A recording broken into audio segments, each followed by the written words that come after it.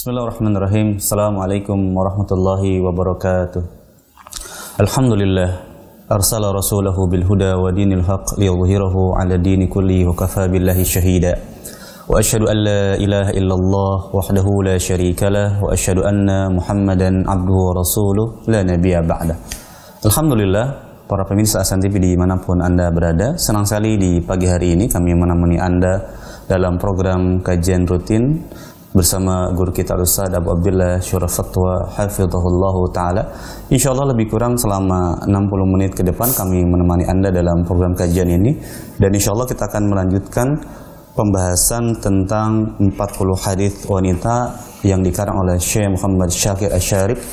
Dan alhamdulillah kita telah masuk di bab yang ketiga, yakni menjaga lisan dan aurat, dan insyaallah taala di hari ini kita akan melanjutkan di hadis yang ke-17, yakni meratapi mayat dan menangis tanpa ratapan. Jadi kami persilakan bagi Anda para pemirsa Ahsan TV yang memiliki kitab terjemah, silakan Anda membuka di halaman 147. Sekali lagi kami persilakan bagi Anda para pemirsa Ahsan TV yang memiliki kitab terjemah untuk membuka di halaman 147. Insyaallah nanti Ustaz akan menjelaskan beberapa hadis di bab ini. Dan nanti juga kami akan berikan kesempatan bagi Anda untuk bisa bergabung dalam segmen soal jawab. Anda bisa bertanya melalui layanan interaktif, dan Anda bisa bertanya secara langsung, maupun Anda bisa bertanya melalui layanan pesan singkat. Insyaallah nanti setelah Ustaz selesai menjelaskan pembahasan di hari ini. Baik, sebelum Ustaz memulai pembahasan, kita sapa terlebih dulu. Assalamualaikum warahmatullahi wabarakatuh. Waalaikumsalam warahmatullahi wabarakatuh. Gimana Ustaz kabar hari ini? Alhamdulillah. Insyaallah kita lanjutkan di hadis yang ke-17 Ustaz. Baik, 17. Kita mulai. Kami persilakan kepada Ustaz, falyatafaddal masykuran. Bismillahirrahmanirrahim. Assalamualaikum warahmatullahi wabarakatuh. Alhamdulillah nahmaduhu wa nasta'inuhu wa nastaghfiruh. ونعوذ بالله من شرور أنفسنا ومن سيئات أعمالنا من يهده الله فلا مضل له ومن يضلل فلا هادي له أشهد أن لا إله إلا الله وحده لا شريك له وأشهد أن محمدا عبده ورسوله لا نبي بعده قال الله تبارك وتعالى يا أيها الذين آمنوا اتقوا الله حق تقاته ولا تموتن إلا وأنتم مسلمون وقال أيضا يا أيها الناس اتقوا ربكم الذي خلقكم من نفس واحدة وخلق منها زوجها وبث منهما رجالا كثيرا ونساء واتقوا الله الذي تساءلون به والأرحام إن الله كان عليكم رقيبا فإن أصدق الحديث كتاب الله وخير الهدي هدي محمد صلى الله عليه وسلم وشر الأمور محدثاتها فإن كل محدثة بدعة وكل بدعة ضلالة وكل ضلالة في النار. Saudara-saudariku, para ukhti muslimah yang dimuliakan Allah Subhanahu wa taala, alhamdulillah kita bersyukur kepada Allah Subhanahu wa taala di kesempatan pagi hari ini kita duduk memanfaatkan waktu kita dalam kebaikan, dalam mengingat Allah Subhanahu wa taala, dalam mensyukuri nikmat Allah dengan waktu luang dan kesehatan yang telah Allah berikan pada kita. Karena waktu luang, kesehatan ini harus kita manfaatkan dalam rangka kebaikan. Badan kita yang sehat dimanfaatkan dalam kebaikan. Waktu luang kita yang kosong dimanfaatkan dalam kebaikan. Di antaranya yang paling afdol adalah dengan menuntut ilmu agama. Saudara-saudariku yang dimuliakan Allah SWT, kita masuk pada hadis ke-17, masih bab menjaga lisan, dan ini hadisnya sangat erat berhubungan dengan bab menjaga lisan dan aurat. Hadis qala al-mu'allif rahimahullah babu tahrimin niyahati wa jawazil bukai biduniha. Bab haramnya an-niyahah dan bolehnya menangis tanpa niyahah. Niyahah secara bahasa itu adalah suara yang keras, ya. Secara istilah yang dimaksud niyaha adalah suara tangisan yang keras karena sebab musibah yang menimpa dan diiringi dengan perbuatan seperti menampar pipi, merobek baju, dan selain itu. atau lebih tepat kalau bahasa kita disebut dengan meratapi mayit atau meratapi musibah yang menimpa kita. Itu yang disebut dengan niyahah. Niyahah dalam Islam hukumnya haram sebagaimana dijelaskan oleh para ulama di antara Imam Nawawi dan lain-lain, bahwa niyahah termasuk dosa besar.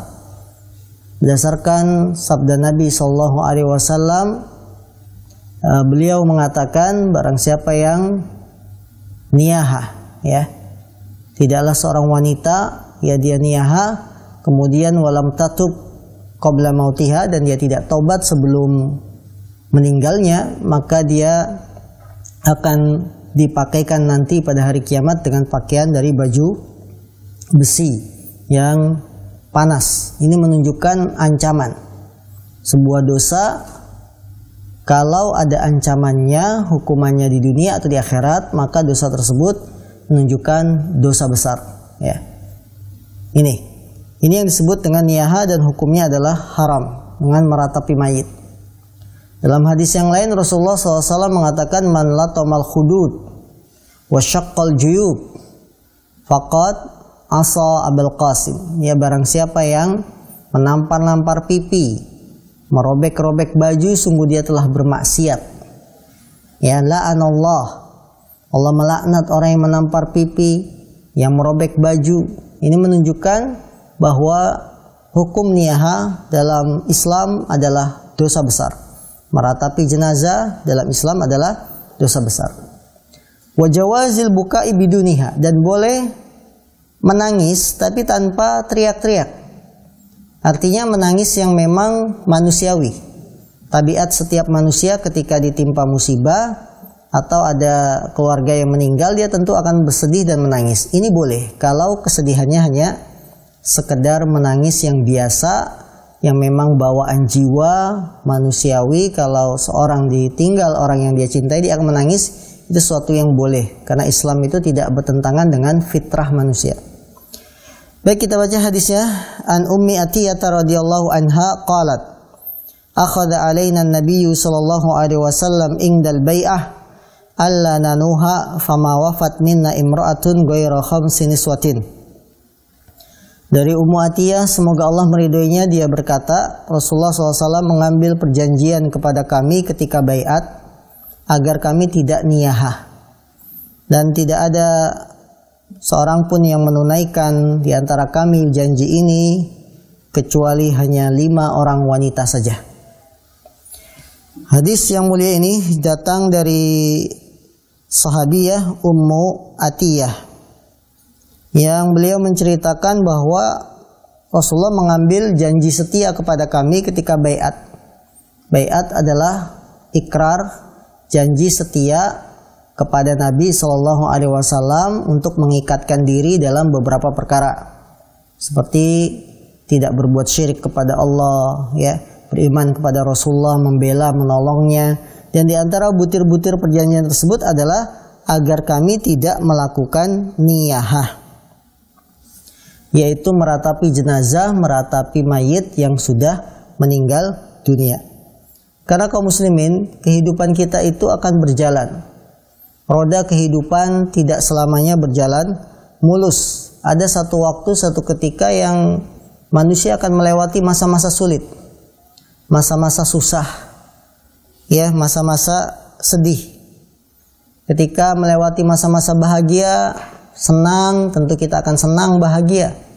Namun ketika melewati masa-masa susah, anak sakit, anak meninggal, pasangan ada yang meninggal, ya, suami kita atau istri kita, maka ini akan membuat hati kita bersedih. Dan fitrah setiap orang pastilah dia akan menangis. Kesedihan ini akan mengiringi rasa tangis. Nah, rasa tangis ini jangan sampai membawa kita pada hal-hal yang melanggar aturan syariat. Karena memang dunia itu diciptakan sebagai ujian, bala bagi manusia. Rasulullah SAW mengatakan mathalul mu'min karih, ya. Seorang mukmin itu seperti pohon tanaman yang selalu ditimpa oleh angin. Ya. Artinya setiap tumbuhan mustahil dia tidak kena angin. Coba perhatikan tumbuhan depan rumah kita, bisa nggak satu hari saja tidak ada anginnya, tidak terkena angin? Tidak mungkin. Ini gambaran yang diibaratkan oleh Rasul. Mukmin itu bagaikan tanaman yang setiap harinya terkena angin. Artinya apa? Tusibuhu musibah. Bahwa musibah itu selalu ada. Ya. Walaupun kalau kita hitung-hitung perbandingan antara masa-masa bahagia kita dengan masa-masa sedih kita, banyakan mana? Banyakan bahagianya.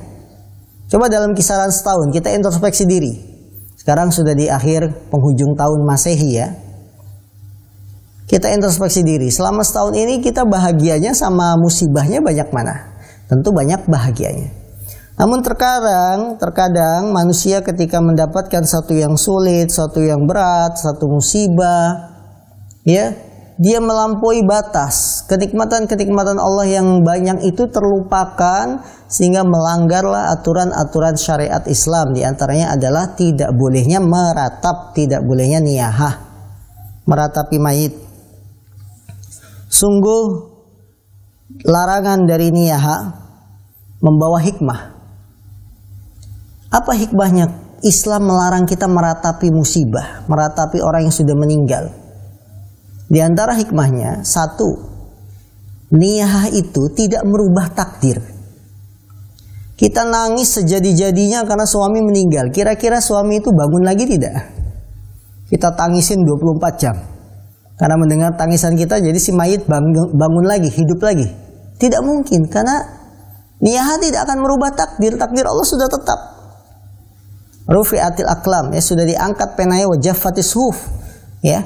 Lembaran itu sudah kering, catatannya sudah selesai. Ya udah meninggal dia. Maka sekuat apapun kita menangis, meronta, memberontak, tidak terima keputusan Allah, tidak akan merubah takdir. Hikmah kedua, kenapa kita dilarang meratapi mayit? Meratapi musibah. Niyahah, meratapi musibah, tidak akan membawa kebaikan kecuali akan membawa kita tambah sedih. Tambah sedih. Lihat orang-orang yang meratapi ayahnya meninggal atau suami yang meninggal atau istri yang meninggal. Ketika dia melampaui batas aturan syariat dengan merobek-robek baju, ya, teriak-teriak, apalagi mengacak-acak rambut, bahkan sebagian orang ada yang membentur-benturkan kepalanya ke tembok, ke dinding. Ini akan menambah sedih.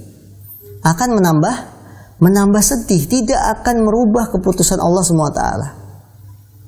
Menambah sedih buktinya apa? Orang-orang yang di sekitar jadi ikut nangis. Yang tadinya mereka datang ingin takziah, anteng, diem. Ketika yang ditimpa musibah ini menangisnya histeris, jadi yang datang ikut sedih. Ini menunjukkan pada kita bahwa niyahah itu tidak ada manfaatnya, justru akan menambah kesedihan. Yang ketiga, kenapa niyahah itu dilarang, meratapi mayit itu dilarang dalam Islam? Yang ketiga, orang yang melakukan niyahah meratapi musibah seolah-olah dia tidak terima keputusan Allah Subhanahu wa taala. Padahal kita dari SD sudah diajarkan rukun iman. Rukun iman ada 6. Apa iman yang ke-6? Beriman kepada takdir. Lanjutannya apa? Beriman kepada takdir yang baik dan yang buruk. Antu'mina bil qadari khairihi wa syarrih. Kalau dalam bahasa hadisnya, engkau beriman dengan takdir khairihi yang baiknya, wa syarrihi dan yang jeleknya. Jadi kita beriman dengan keputusan Allah bukan hanya perkara-perkara yang menyenangkan, yang membahagiakan, yang baik, tidak. Tapi yang buruk pun kita imani.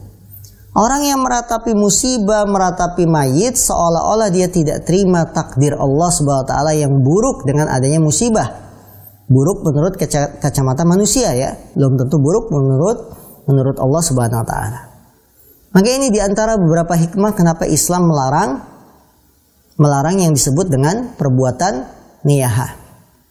Saudaraku yang dimuliakan Allah Subhanahu wa taala, manusia ketika ditimpa musibah tidak lepas dari 4 keadaan. Manusia ketika ditimpa musibah tidak lepas dari 4 keadaan. Keadaan pertama, golongan manusia ketika ditimpa musibah dia adalah golongan yang bersyukur. Dia ditimpa musibah, apakah itu kebakaran rumah, ataukah banjir, ataukah keluarganya ada yang meninggal, atau pasangannya meninggal, dia bersyukur. Jadi suaminya meninggal, bilang syukur, alhamdulillah suami saya meninggal. Ini golongan yang pertama, golongan yang paling afdol. Kenapa? Dia bersyukur karena dengan adanya musibah ini bisa menghapuskan kesalahan dosanya. Karena dengan adanya musibah ini, dia melihat musibah di dunia itu lebih ringan daripada nanti musibah yang lebih besar di hari kiamat. Karena dengan adanya musibah ini dia bersyukur musibah yang saya terima tidak berat. Ya. Karena dia melihat saudaranya yang lain, kaum muslimin yang lain yang ada diberikan ujian musibah lebih berat darinya. Maka ini golongan yang berat. Golongan yang baik, ini golongan yang paling utama tapi berat. Dapat musibah bersyukur. Ya ibaratnya misalkan ibu-ibu punya ruko kebakaran habis, tidak ada satupun ya aset toko yang tertinggal, habis semua. Diperkirakan kerugian sampai ratusan juta. Ketika dapat musibah seperti ini, orang mau bersyukur itu berat sekali. Berat. Yang ada umumnya apa?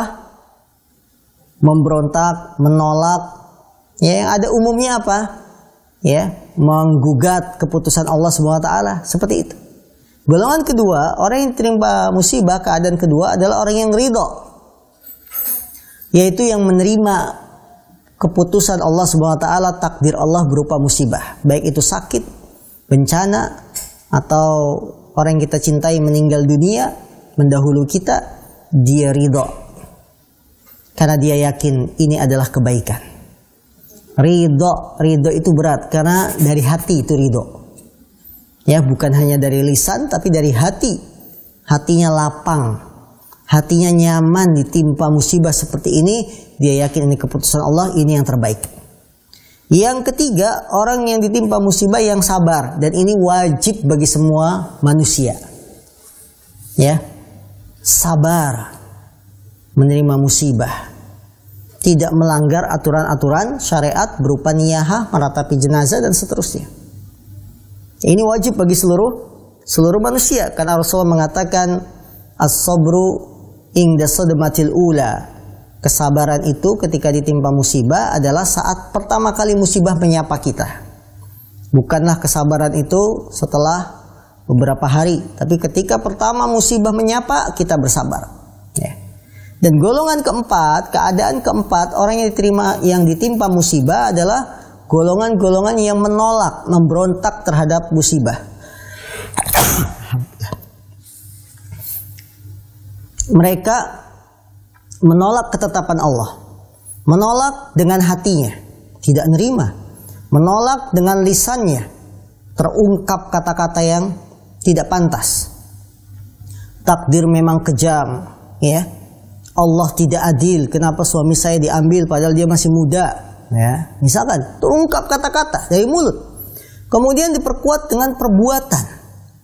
Jadi mereka menolak musibah, menolak takdir Allah ini dengan diantaranya dengan hati, dengan lisan, dan dengan perbuatan. Perbuatan apa?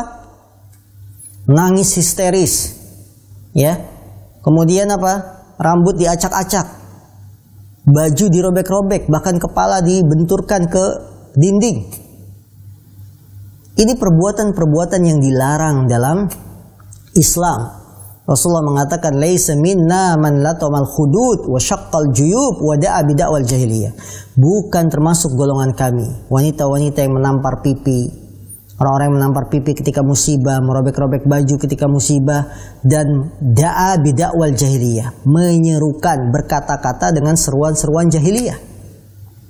Ya Allah, kenapa ini diambil? Ya Allah, kenapa begini? Apa salah saya? Seperti itu, dakwah-dakwah jahiliyah. Kata Rasul, mereka itu bukan golongan kami, bukan golongan umat Islam. Ya, nah seperti ini. Jadi golongan yang keempat ini, yang timpa musibah, ini yang nggak boleh, ini yang tidak boleh, karena dia menolak takdir keputusan Allah SWT. Maka ibu-ibu yang di rumah jangan memperbanyak menonton sinetron. Sinetron mengajarkan apa? Ketika suaminya meninggal teriak histeris, ya, merobek baju, bahkan mengacak-acak rambut sampai dibotak karena ditimpa musibah. Ini kan tontonan-tontonan yang mengajarkan kita melakukan dosa. Maka tinggalkan itu. Ini 4 keadaan seorang manusia ketika ditimpa musibah. Maka kita dilarang yang disebut dengan niyahah dalam Islam. Pelajaran yang bisa kita petik dari hadis yang mulia ini, yang pertama, haramnya perbuatan niyahah, dan hal itu termasuk dosa besar. Maka bagi siapapun wanita muslimah yang pernah mengalami atau melakukan niyahah, meratapi mayit, meratapi orang yang sudah meninggal, atau meratapi musibah, bertobatlah kepada Allah. Karena dia telah melakukan dosa besar, dan dosa besar itu tidak bisa dihapus kecuali dengan taubat. Ya, sungguh kehidupan kita itu kalau tidak senang, ya sedang berat diuji. Maka kita harus terima ini. Karena tuntutan keimanan beriman dengan takdir yang baik dan buruk. Maka ketika kita bahagia bersyukur, ketika ditimpa musibah bersabar. Ini tuntutan kita. Di dalam hidup ini kalau kita perhatikan, kalau tidak bahagia, sedang mendapat ujian. Maka seorang muslim dan muslimah ketika diberikan kebahagiaan, dia bersyukur kepada Allah yang Allah akan tambah kebahagiaannya. Allah akan tambah nikmatnya. Namun ketika diberikan ujian, cobaan, ya, anak meninggal dunia ketika masih usia kecil, atau pasangan kita meninggal dunia, atau orang tua kita meninggal dunia, atau kita dapat musibah alam dan seterusnya, bersabar. Jadi rumusnya sangat praktis, rumusnya simple. Bahagia bersyukur, sedang diuji bersabar. Karena itulah Rasulullah mengatakan, ajaban li amril mu'min, inna amrahu kullahu khair. Sungguh sangat mengherankan sekali perkaranya seorang mukmin. Semua perkaranya adalah baik. In asabathu sarra syakara fakana khairan lahu, wa in asabathu darra sabara fakana khairan lahu.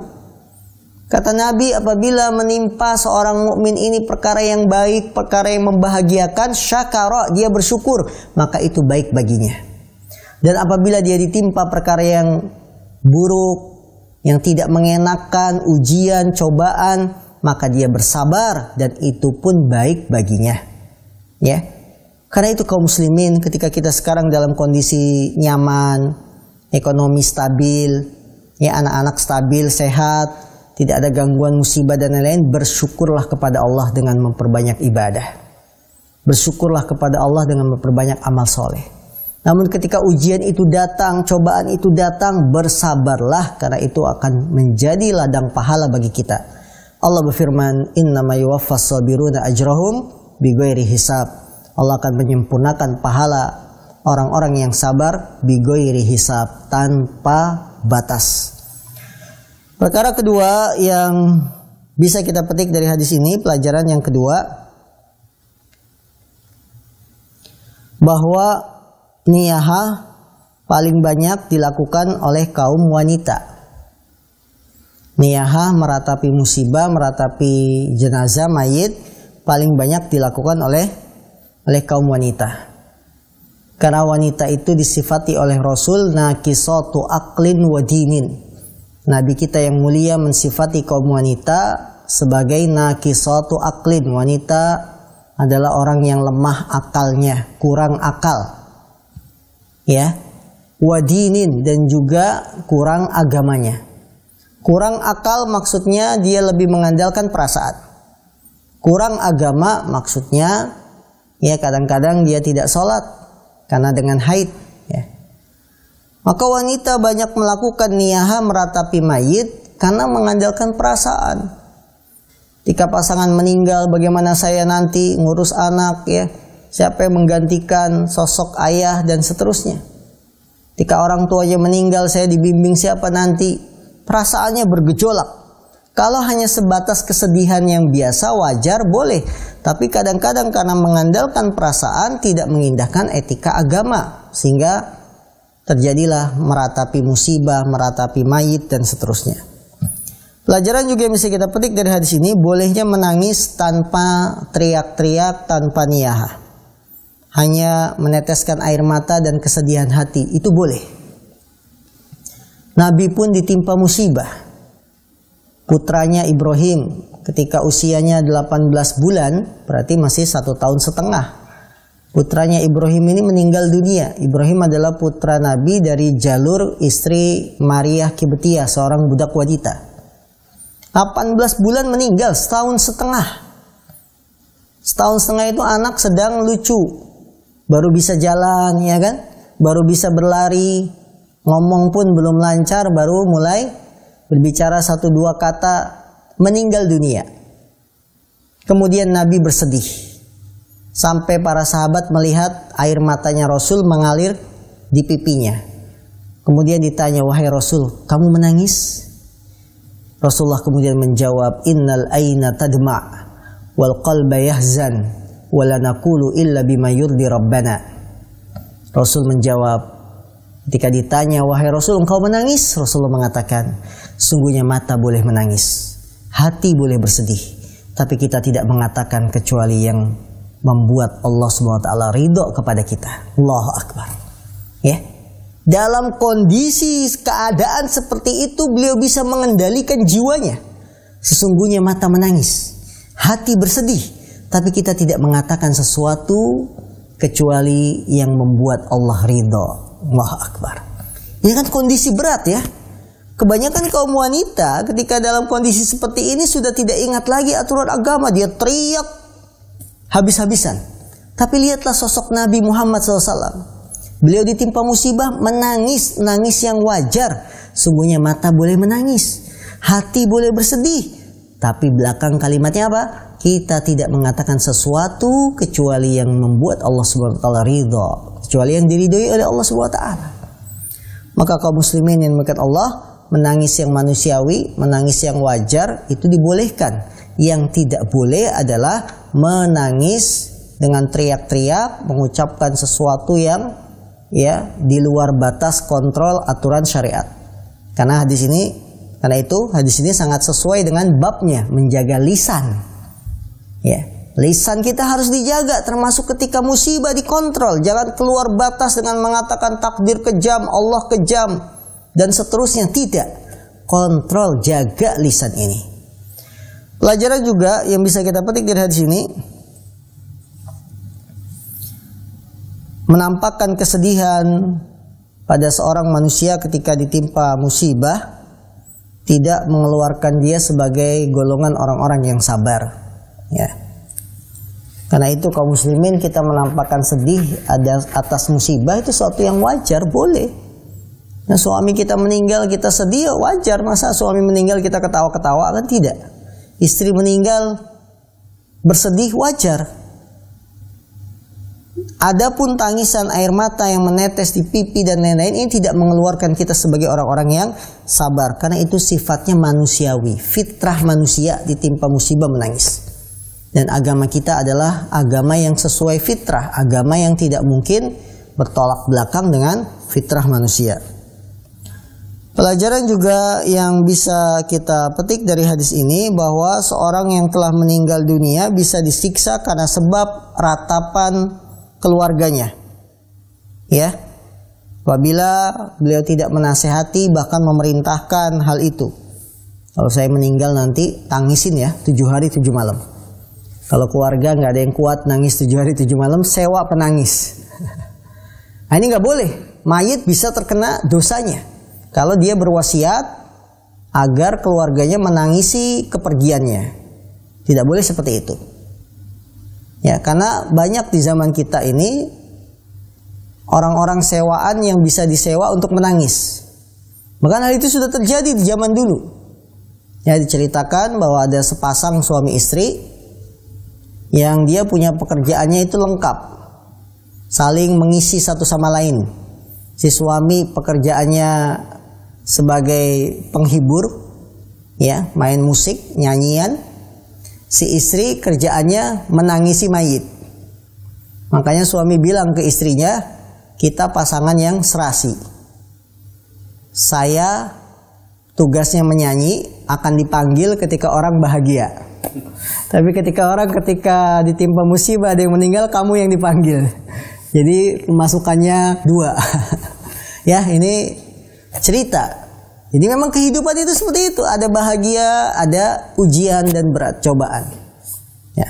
Maka kaum muslimin yang dimuliakan Allah, jangan sampai keluarga kita mendapat dosa yang mengalir walaupun dia sudah meninggal karena wasiat yang salah. Yaitu agar nanti ditangisi, ya. Kalau saya meninggal, tangisin saya 3 hari 3 malam. Tidak boleh seperti ini. Mayit bisa mendapatkan dosa. Kemudian pelajaran juga yang bisa kita petik dari hadis yang mulia ini, bolehnya membaiat kaum wanita dengan ucapan tanpa salaman. Ya, bagaimana Rasulullah SAW membaiat kaum wanita tanpa berjabat tangan? Karena berjabat tangan antara laki-laki dan wanita, ya, langsung bersentuhan itu tidak dibolehkan. Bahkan Rasulullah mengatakan, andaikan ya kepala seorang itu ditusuk jarum besi, itu lebih baik daripada berjabat tangan dengan wanita yang tidak haram baginya. Ya, la ayyut ana ra'su rajulin bimihyatin min hadid, kata Nabi, khairun lahu min an yamassa yada imra'atin la tahillulah. Sungguh kepala seorang ditusuk dengan jarum besi itu lebih baik daripada dia menyentuh tangan wanita yang tidak halal baginya. Maka kita, seorang pemimpin ketika akan mengikat janji kepada kaum wanita, cukup dengan ucapan, kalam, tidak dengan jabat tangan. Dan baiat zaman sekarang tidak ada lagi. Janji setia, ya, dalam arti misalkan janji setia kepada pimpinan organisasinya, tidak. Janji setia baiat itu kepada pimpinan kaum muslimin. Dalam hal ini kepala negara, dalam hal ini raja, itu bisa. Tapi kalau janji setia baiat dengan pimpinan organisasinya, pimpinan kelompoknya, ini tidak dibenarkan. Bahkan diadakan dalam kondisi sembunyi-sembunyi. Para peserta yang ingin ikut baiat, matanya ditutup sehingga tidak mengetahui lokasi di mana baiatnya. Ini tidak dibenarkan. Ya. Atau bahkan sebagian jamaah-jamaah Islam yang mengharuskan baiat para pengikutnya. Kalau tidak baiat maka mati dalam keadaan jahiliyah. Ini tidak ada baiat semacam ini. Baiat itu kepada pimpinan kaum muslimin, pimpinan yang dipilih secara sah oleh umat Islam. Ya, ini bukan baiat-baiat kelompok, organisasi dan seterusnya. Kemudian pelajaran juga yang bisa kita petik dari hadis ini, sedikitnya kesabaran kaum wanita ketika ditimpa musibah. Sedikitnya kesabaran kaum wanita ketika ditimpa musibah. Buktinya apa? Dalam hadis ini mengatakan tidak ada yang memenuhi janji ini kecuali 5 orang wanita saja. Berarti yang sabar itu cuma sedikit. Ketika ditimpa musibah jangan niyaha. Itu cuma 5 orang yang menepati janji. Yang lainnya mengingkari. Berarti kesabaran wanita itu memang sedikit sekali. Dari kalangan wanita yang bisa sabar. Mereka lebih mengandalkan perasaannya. Ya, lebih mengandalkan perasaannya. Walaupun sudah diikat janji melalui baiat, kata rawi, tidak ada yang memenuhi janji ini untuk tidak niyaha kecuali hanya 5 orang wanita saja. Yang lainnya kemana? Yang lainnya tetap menangis histeris dan sebagainya. Hal ini memberikan pelajaran bagi kita para suami, para bapak, bahwa kaum wanita itu sedikit yang bisa sabar ketika ditimpa musibah. Maka tugas kita terus menasihati, memberikan wasiat, yang membimbing agar sabar ketika ditimpa musibah apapun. Ya, karena Rasulullah mengatakan istausu bin nisa'i khairan. Berwasiatlah kepada wanita dengan nasihat-nasihat, wasiat-wasiat yang baik, terus diberikan, jangan ditinggalkan. Pelajaran juga yang bisa kita petik dari hadis yang mulia ini, sedikit sekali wanita yang menunaikan janjinya. Ya, tidak ada yang menunaikan janji ini kecuali 5 orang. Maka menunjukkan pada kita wanita yang mengingkari janji itu banyak. Apalagi ibu-ibu yang punya hutang, ya, yang biasa berhutang. Kadang omongannya manis-manis, ya. Belum dapat uang itu bilangnya manis. Nanti saya ganti, ya. Kalau saya mengganti nanti ada bonusnya deh. Bonusnya apa? LM. Wah, logam mulia. Walaupun cuma 0,1 gram gitu ya. Ada manis-manis. Sebelum dapat uang pinjaman manis sekali, sehingga orang yang meminjamkan tergiur. Ketika sudah dipinjamkan, uang sudah didapat, kabar menghilang. Tidak ada salam, tidak ada menyapa, hilang bagaikan ditelan bumi. Waktu yang dijanjikan sebulan tiba, ternyata tidak ada kabar lagi. Ditunggu sampai 2 bulan, tidak ada kabar lagi. Maka sedikit sekali ya wanita-wanita yang bisa menepati janji. Karena itu kaum muslimin, jangan kita membuat janji kalau kira-kira kita tidak bisa menepati janji. Jangan banyak membuat janji kalau tidak bisa menepati janji. Termasuk janji kepada anak. Di tengah kesibukan sebagai seorang ayah, kita bekerja dan lain-lain, kalau kira-kira waktu kita tidak ada, jangan membuat janji. Akan ditagih terus sama anak. Atau membuat janji kepada istri. Penuhi janji-janji kita. Rasulullah Allah Subhanahu wa taala berfirman, "Aufu bil uqud."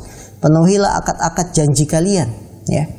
Maka kaum muslimin yang dimuliakan Allah Subhanahu wa taala, para wanita yang mulia, ikatlah diri kita dengan perjanjian kalau kita memang sudah berjanji, karena termasuk tanda orang munafik adalah mengingkari janji.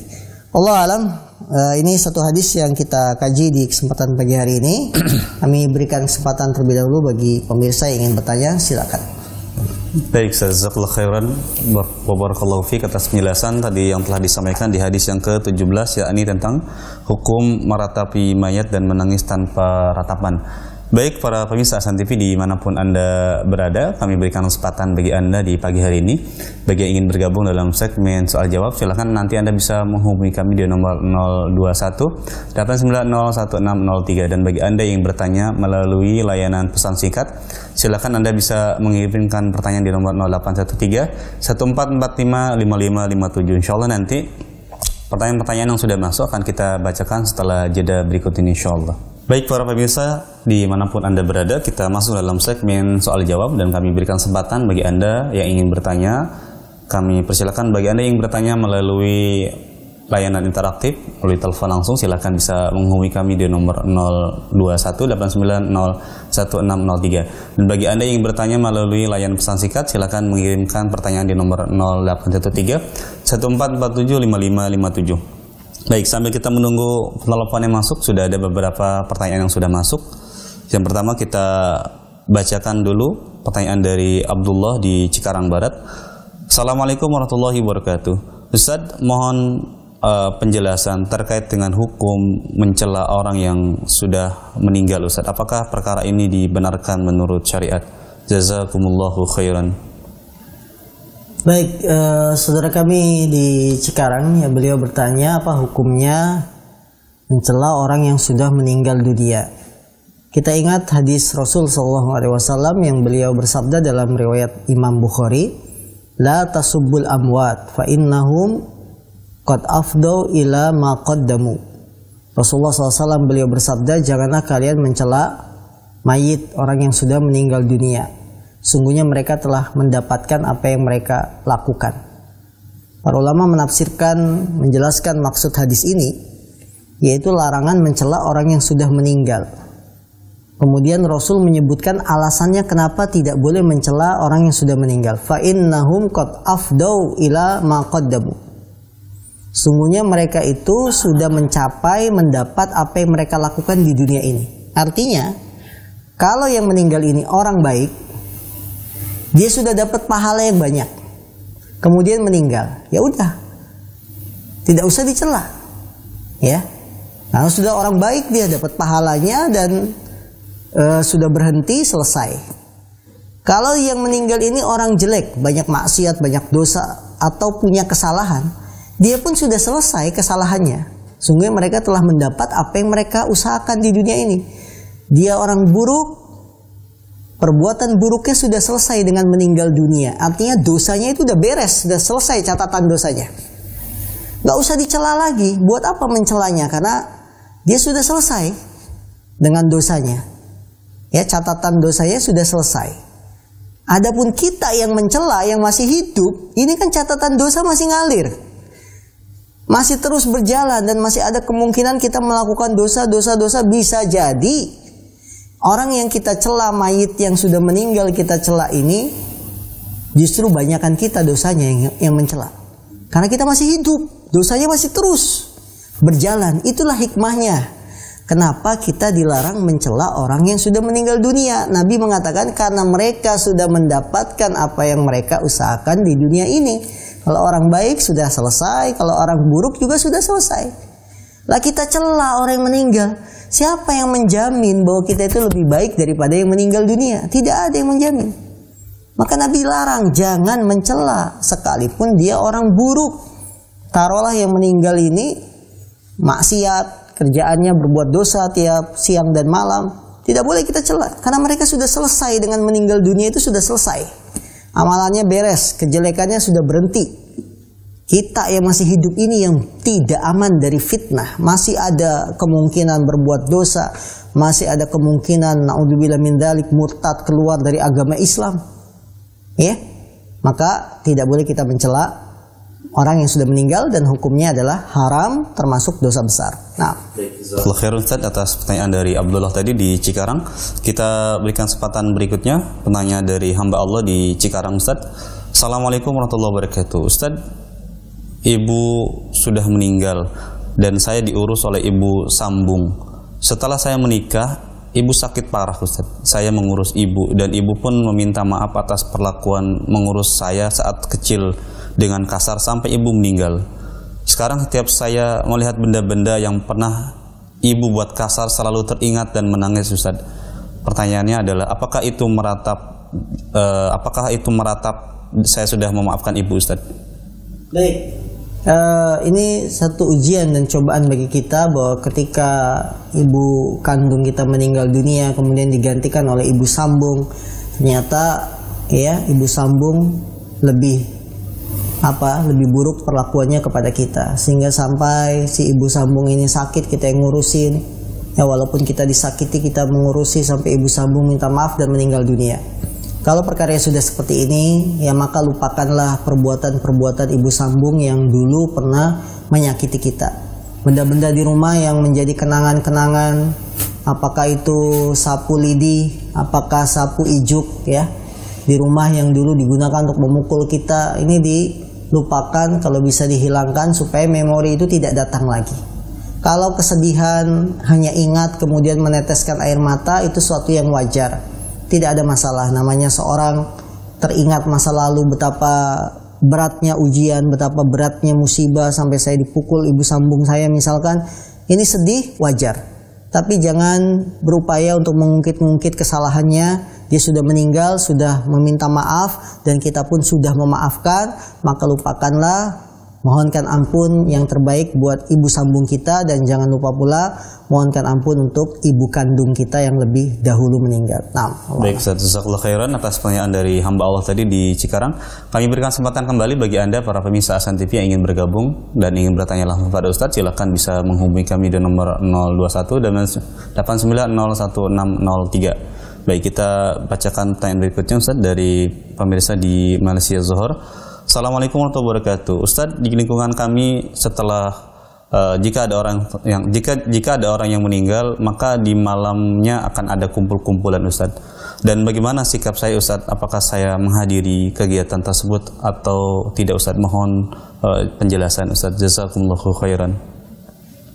Baik, satu hal yang memang menjadi kebiasaan di negeri kita juga dan juga di negeri seberang di Malaysia, bahwa ketika ada orang yang meninggal, malam harinya akan diadakan acara kumpul-kumpul. Dan namanya pun sekarang acara kumpul-kumpul ini namanya beda-beda. Ada yang menyebut tahlilan, ada yang menyebut takziah, ya, di perumahan ini kita disebutnya takziah. Maka perlu diketahui kaum muslimin yang dimuliakan Allah Subhanahu wa taala, acara kumpul-kumpul di rumah orang yang baru terkena musibah, meninggal dunia dan lain-lain, ini acara yang tidak dibenarkan dalam sisi pandang syariat Islam. Karena sahabat yang mulia Jabir bin Abdullah pernah mengatakan kunna na'uddu al-istima' fi baitil mayyit kami menganggap berkumpul-kumpul di rumah mayit dan makan-makan minan niyahah, termasuk bentuk meratapi mayit. Maka ini sahabat yang bilang, sahabat yang mengatakan. Kalimat seorang sahabat Nabi kalau bilang kami menganggap, berarti ini mayoritas sahabat, karena kalimatnya kami. Ini menjadi kesepakatan para sahabat bahwa duduk-duduk di rumah mayit, ya berkumpul, bahkan menghidangkan makanan, ini termasuk niyahah, meratapi musibah, meratapi mayit. Maka tinggalkanlah perbuatan ini karena tidak pernah dilakukan oleh Rasulullah SAW. Kalau kita ingin takziahlah saat hari meninggalnya.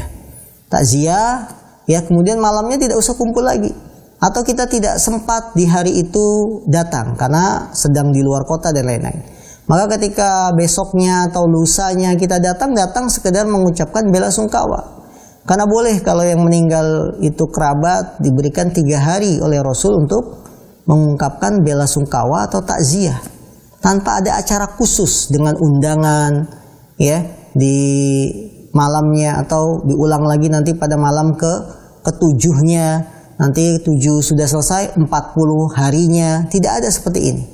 Ya, tidak pernah dicontohkan dalam Islam dan Nabi tidak pernah mengamalkannya. Para sahabat juga demikian. Wallahu taala alam. Baik, jazakallahu khairan atas jawaban dari pertanyaan dari saudara kita di Johor, Malaysia. Mudah-mudahan bisa memberikan penjelasan. Kita bacakan berikutnya Ustaz, pertanyaan dari hamba Allah Ustaz, masih di Bekasi. Assalamualaikum warahmatullahi wabarakatuh. Ustaz, apakah terlarang saat kita teringat saudara kita yang telah meninggal lalu kita tidak terasa meneteskan air mata? Apakah hal ini termasuk dalam niyah Ustaz? Mohon penjelasan. Jazakumullahu khairan. Saudaraku yang dimuliakan Allah SWT, sudah kita berikan patokan mana tangisan yang boleh dan mana tangisan yang termasuk niyah. Tangisan yang boleh adalah tangisan yang dari perasaan hati, ya, dari sifat manusia yang bersedih ketika ditimpa musibah. Begitupun ketika teringat musibah. Orang tua kita sudah meninggal dunia, misalkan kita ingat kejadiannya saat Idul Fitri, setiap Idul Fitri kita teringat orang tua kemudian meneteskan air mata. Boleh, itu bukan termasuk niyah. Ya, bukan termasuk niyah, karena tangisan yang wajar. Hanya saja jangan diiringi dengan perbuatan berikutnya. Kalau sudah teringat nangis, harus dilawan, di stop. Jangan diiringi perbuatan berikutnya dengan teriak histeris dan seterusnya. Ini tidak boleh. Jadi kalau sekedar hanya sedih karena teringat, tidak ada masalah. Begitupun ketika kita ditimpa musibah, misalkan dulu, ya masih awal-awal pernikahan, masih anak satu, hidup rasanya berat gitu ya, sampai banting tulang, ya kehujanan, misalkan menjajakan makanan, sudah kehujanan, makanannya tumpah, jatuh di lumpur, sedih, nangis, ya, ini tidak ada masalah, bukan termasuk meratapi musibah, karena memang bawaan perasaan kita dan muncul dari sifat manusiawi, fitrah. Hal itu tidak dilarang, bukan termasuk perbuatan niyah. Nah, baik, jazakallahu khairan atas jawaban dari Ustaz. Kita baca pertanyaan terakhir Ustaz karena waktu yang terbatas. Assalamualaikum warahmatullahi wabarakatuh. Ustaz, mohon izin bertanya. Suatu saat kami pernah diajak oleh saudara muslim kami untuk menghadiri sholat jenazah dan tidak diketahui jenazah itu laki-laki atau perempuan. Apakah sah Ustaz sholat kami karena kami tidak mengetahui jenazah tersebut laki-laki atau perempuan? Mohon penjelasan Ustaz. Baik, kita tidak mengetahui jenazah yang akan disolati laki-laki atau wanita. Kemudian kita ikut sholat. Apakah sah? Sholat jenazah itu ada rukun-rukunnya. Ya, rukunnya itu diantaranya adalah 4 takbir yang kita ucapkan. Itu rukun sholat jenazah. Kemudian ya termasuk membaca doa di dalamnya. Nah, tidak ada termasuk rukun mengetahui jenis kelamin jenazahnya. Tidak ada. Walaupun kita tidak tahu jenazah itu laki-laki atau wanita, kita tidak tahu jenis kelaminnya apa, kita ikut sholat, maka sholat jenazah kita sah. Karena bukan termasuk syarat bolehnya ikut sholat jenazah mengetahui jenis kelamin, tidak. Nah, bagaimana dengan doanya? Kita kan tidak tahu dia laki-laki atau wanita jenazahnya. Doanya bagaimana? Doanya itu ringan, tidak harus sesuai jenis kelaminnya. Kalau laki-laki, Allahummarhamhu ya wa'afihi. Tapi kalau perempuan, Allahummarhamha wa'afiha. Tidak harus seperti itu. Kita doakan dengan semuanya pakai domir laki-laki juga boleh. Allahumma gfir lahu warhamhu wa'afihi wa'fu anhu. Karena hu di situ bukan khusus untuk domir laki-laki. Hu di situ bisa kembali kepada mayit, mayitun. Mayit kan laki ini. Ya, kalimat umum, jenazah, baik wanita atau laki-laki. Maka masalah doa itu ringan, kita baca dengan domir hu, Allahumma gfir lahu warhamhu wa'afihi wa'fu anhu. Ini sudah mencakup jenazah wanita juga. Jadi bukan termasuk syarat sahnya salat jenazah, kita harus tahu jenis kelaminnya. Jadi Anda sah menyolati jenazah walaupun tidak tahu jenis kelamin yang meninggal dunia. Nah, tambahan sedikit, bagaimana jika posisi sholat dia berada imam. Ketika dia mensolati salah? Untuk imam hanya afdoliyah saja. Kalau jenazah laki-laki, posisi berdiri imam adalah di kepala. Ya, sedangkan jika jenazah ya wanita, afdolnya, sunnahnya imam itu berdiri di posisi tengah jenazah wanita. Adapun untuk makmum tidak ada pengaruh. Jenazah laki-laki atau wanita mereka tetap membuat barisan shaf. Imam hanya sifatnya sunnah. Kalau yang meninggal jenazahnya laki-laki berdirinya di kepala.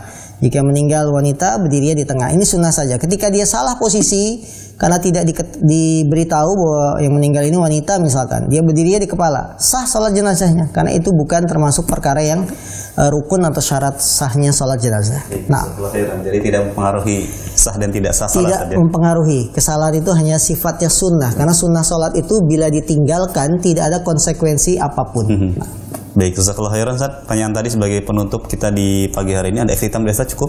Cukup. Baik, jazakallahu khairan wa barakallahu fiik, dan kami ucapkan juga jazakumullahu khairan pada seluruh pemirsa Ahsan TV yang di pagi hari ini telah gabung dalam memberikan pertanyaan di pagi hari ini. Alhamdulillah kita sudah membacakan beberapa pertanyaan yang telah Anda kirimkan, dan insyaallah taala kita akan bertemu di setiap Sabtu di setiap pagi dari mulai pukul 5.30 sampai dengan jam 6:30 insyaallah. Mudah-mudahan apa yang disampaikan oleh Ustadz bisa kita pahami dan bisa kita amalkan dalam kehidupan sehari-hari, dan kami ucapkan juga jazakumullahu khairan pada Ustadz yang senantiasa memberikan keluangan waktu, memberikan faedah ilmu kepada kita semua, dan kita berdoa kepada Allah Subhanahu wa taala semoga Allah Subhanahu wa taala senantiasa memberikan kesehatan kepada Ustadz dan memberikan keberkahan ilmu kepada Ustadz.